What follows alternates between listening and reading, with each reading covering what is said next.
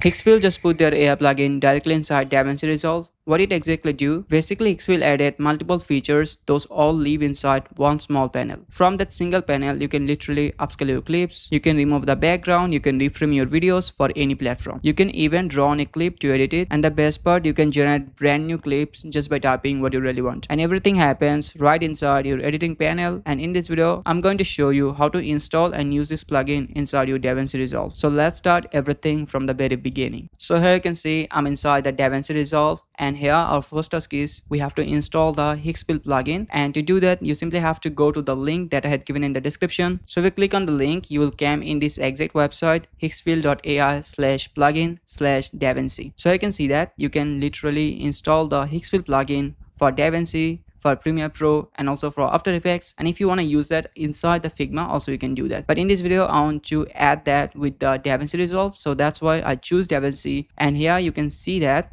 you can install that for macOS, and like me, if you're a Windows user, also you can do that. So basically for Windows, you only have to just download that, and after that you simply have to install that, and then you'll see that in the workspace of your DaVinci Resolve. And for the Mac, the same thing, you have to download the .pkg file, and after that you have to run that installer, and you'll see that in the workflow integration inside your DaVinci Resolve. So in this case, you simply have to come here and go with download. And after the plugin installation, just simply open your DaVinci Resolve and then go to the workspace and then open the workflow integration, and here you will see that the Higgsfield is added. So in this case, let's click on Higgsfield, and then this kind of thing will pop up in front of you.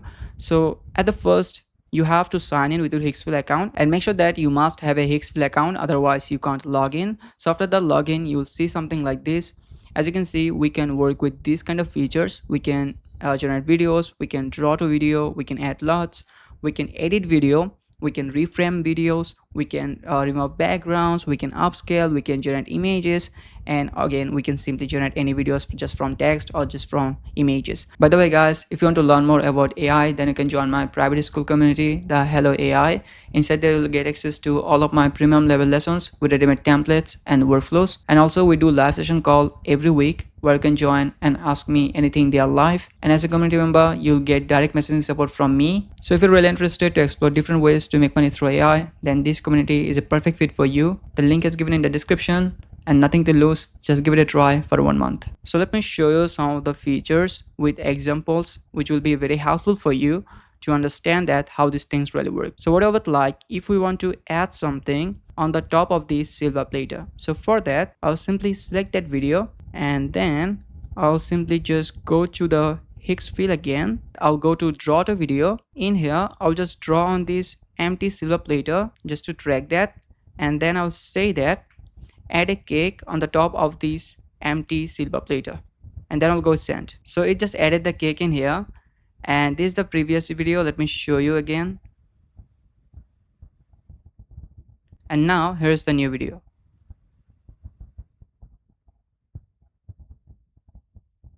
So everything is same, only the empty silver platter changed to a beautiful cake. The second thing we can do, we can easily use color grading on any video. So for that, let's choose LUTs, and for the source video I use this one, and for the upload reference let's choose a image which I want to use as the color grading. So basically in this case I want to use this exact image. So for that I'll just upload this image, and in here also if you want you can change the strand, and here I want to go with the default which is 85%, and let's go with generate. So here you can see in just a minute it literally added the color grading successfully. So best thing is we just uploaded this source video, and for the color grading reference we uploaded this image, right? This one is a little bit lighter than the main video. Whatever, I think what it's doing, it actually really great, and with time it will improve a lot. And here's the video it has given. Basically just changed the color grading, it edited that. So I can see here's the video in here. So now let's go to the next one. Let's assume that we want to reframe this exact video. So for that I'll simply just open the Higgsfield again, and here we'll go with reframe, and here you can see that we can go with 9:16 if we want to convert that to a vertical shape, because the video is right now in horizontal. And also if you want you can go with 4:3, 3:4, 21:9, and also 1:1. So let's go with 9:16, and here let's just reframe the whole thing. So what's gonna happen in here, it will capture the main subject in here, which is the dog basically, and based on that it will just reframe that to a vertical video. So the video reframe is done, and here you can see this is the original one, and here's the reframe video. The task was very easy. We just converted the video from 60s to 9 to 9 to 16. So now let's move to the next feature, and where we want to remove the background of this exit video. So for that, I'll just choose that video and then I'll open the Higgsfield, and right now we'll choose remove PG, and here we have to say that what the thing we want to keep, like which will be the subject in this case. So let's say in here the subject will be the shape, and also if you want you can say the person, and also we can say very detailed way something like man in shape uniform holding the platter, and let's go with generate. So we just got the remove background video, and let me play that for you. I think overall it's good because right now you don't have to go with hours of work. And if you think the video quality seems bad, you can literally use the upscaler of Higgsfield to upscale that to 4K. One of the most important thing for videos is the quality of that video. And if your video quality is very low, also you can upscale that through Higgsfield. And for that, here you can see I already choose this video. All I want to upscale that. Okay, I think right now it's 1K and I want to convert that to a 4K video. So I'll just open the Higgsfield again, and then I'll choose the upscale option, and the video is already selected in here, and let's choose 4K. And let's go with generate. So we just got the upscaled video, and the upscaled video is in the left side and the original video is in the right side. And I think it doesn't improved a lot because the original video is already upscaled, but you can little bit notice that. So let me just play the original video for you first. Yeah, it's kind of like good. There's a little bit blurriness in here, but here's the upscale video.